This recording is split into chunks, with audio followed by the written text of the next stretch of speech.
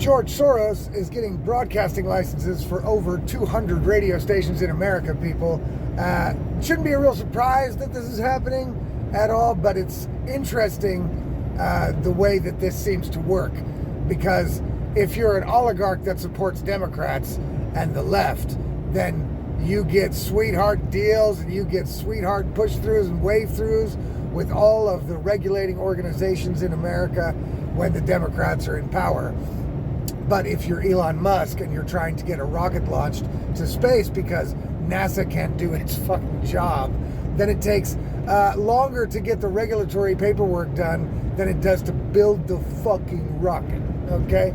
So that's the difference when Democrats are in power and the way they hypocritically view oligarchs. Because we hear a lot of this now because of Elon Musk being partnered up with Donald Trump, the big Trumpinator. We hear a lot about the oligarchs. That's what we're hearing everywhere. Oh my God, they're oligarchs. Oh my God. That's what we're going to be talking about today in the Insanity Report. Guys, it's Monday already. It is the 3rd of February, 2025, and it's now 4:15 p.m. here in Germany. This is the Insanity Report for today. And I'm going to basically talk about something that John Kennedy, the Republican congressman or Republican senator, talked about probably a week or two ago. I didn't even know about this. Obviously, no mainstream media is talking about it. I didn't hear anything about it on podcast or anything else either, except my buddy in Missouri sent me this speech that John Kennedy gave, in which he explained what is going on with George Soros and the radio stations, right? And how the oligarchy works when the oligarch is on the Democrat side, okay? So if the oligarch's on the Republican side or the right or against the establishment woke narrative, they get hassled, they get red tape, they get bureaucracy, they get the full load of BS bullshit to get anything done, right? Like I said, Elon Musk builds a rocket faster than the paperwork takes to get through to launch it. So that's pretty fucked up. That's probably going to change now with Donald Trump. But I don't think that anybody really has the right to complain, because check this out about George Soros. I'm going to link this speech that John Kennedy made on the Senate floor. Link it down in the description below. If you're watching this on any other channel except for Substack, you're not going to get those links. You're going to have to try to look it up on YouTube. John Kennedy, George Soros radio stations. So here's the deal, right? A company called Odyssey, A-U-D-I-C-Y, I think is the way they spell it, who has broadcast licenses for more than 200 radio stations, AM radio stations within the United States. They cater to about 40 different markets all over the United States, and they got themselves into mega debt. They overextended themselves by about $1.9 billion or something like that, is what Kennedy says. And they went to Chapter 11 bankruptcy. And what happens in Chapter 11 bankruptcy basically is that somebody comes in that has money and saves the day. And in this case, it's fucking George Soros. George Soros basically was able to buy 219 odd radio stations in America for pennies on the dollar, pretty much half price. And he is now bailing out Odyssey, essentially, right? And that's not the bad thing. Those kind of deals happen all the time. And I don't blame George Soros for making that deal, because of course it benefits him and his major propaganda machine in the United States benefits them quite well. And so I am not against business, right? And this is business. If a company overextends itself and needs to get bailed out, somebody with more money who thinks the company can, do something good or bring them returns, they will invest in it and buy it and then run it themselves in order to, make it great again, so to speak. So that works. That happens all the time. We're all over the place, and there's no shade to throw on George Soros, or probably Alex Soros, because George Soros is essentially a vegetable. You can't really blame them for making a business deal. Here's what I blame them. So the FCC in America is there, and they have a commission that reviews the selling of broadcast licenses when they are being sold to foreign entities, or if there's foreign money involved, or anybody that buys a broadcasting license need to be investigated and vetted by the FCC. That's the way it's set up. Those are the rules that they made for themselves and others. But of course, as always, when it comes to Democrat and Democrat oligarchs, the rules aren't really followed, right? Because generally, if there's foreign money involved, which there is in this deal, right? It's not just George Soros' money, it's also foreign money. And that means that there should be a full investigation done by the FCC, which is a commission of apparently 5 people. There's 3 Democrats on it and 2 Republicans on it. So, of course, you're going to know how you can read the tea leaves already, guys. You know what's going to happen. You know what's going to happen, right? So George Soros needs a broadcasting license for 200 stations. Not 1, but 200, right? And normally that takes, when it's foreign money, foreign entities, it takes about a year, maybe longer, depending on who it is. If you're Elon Musk, maybe it takes 2, you know. It takes a year to get that done after the investigation, all the questioning, all the research, blah, blah, blah, blah. You know, they go do the full bore investigation, and then the commission decides, right, if they should get the broadcasting license or not, based on the investigation. And of course, all 3 Democrats voted yes. The both Republicans voted no. And the reason why is because there was no investigation. There was no process. They just kind of waved it through. Why? Because it's George Soros, guys. George Soros with his Open Society Foundation. He wants to save the world, guys. So we need to let George Soros get his fucking message out, guys. So we're going to go ahead and just scratch all the red tape, fuck all the investigation. Doesn't matter where the money's coming from or who George Soros is partnering with in this case. We don't care. As long as it's not Russia, and TikTok, we don't care. It's all right. We can do it.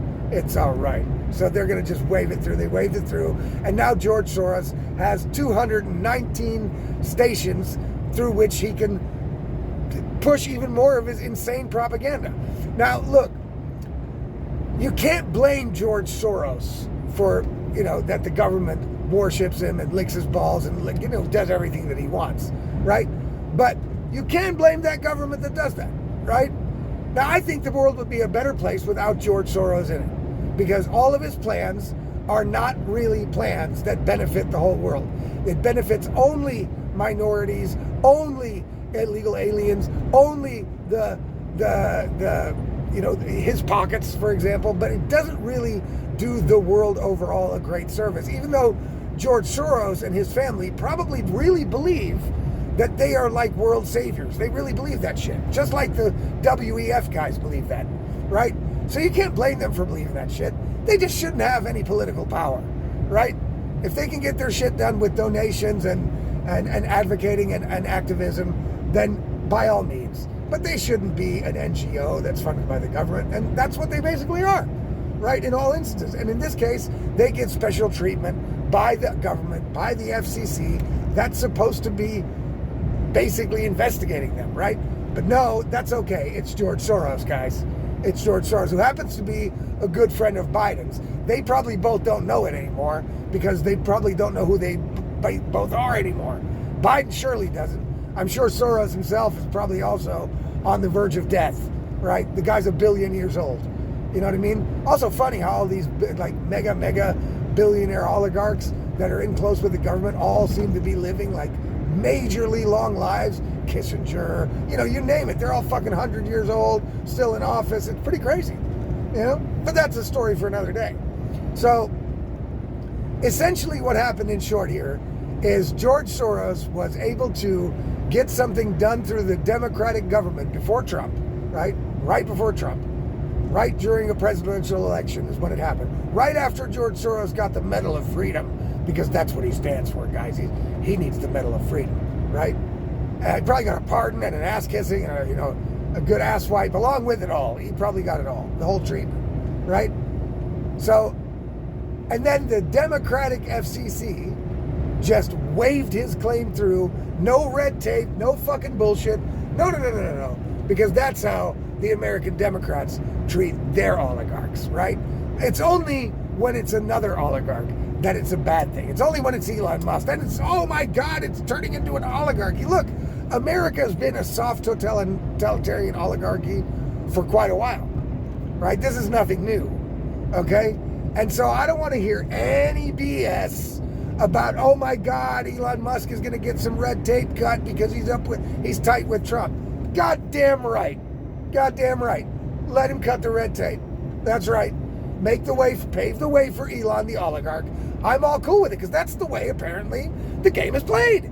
So don't fucking come give me this moralizing shit about, well, Elon Musk and blah, blah. Look, Elon Musk, his companies that are involved with the government are doing things that the government could never do on their own. You know, I mean, the Starship going to Mars, the rockets he's building that can be caught by tweezers when they're landing back on their pad after going to fucking space.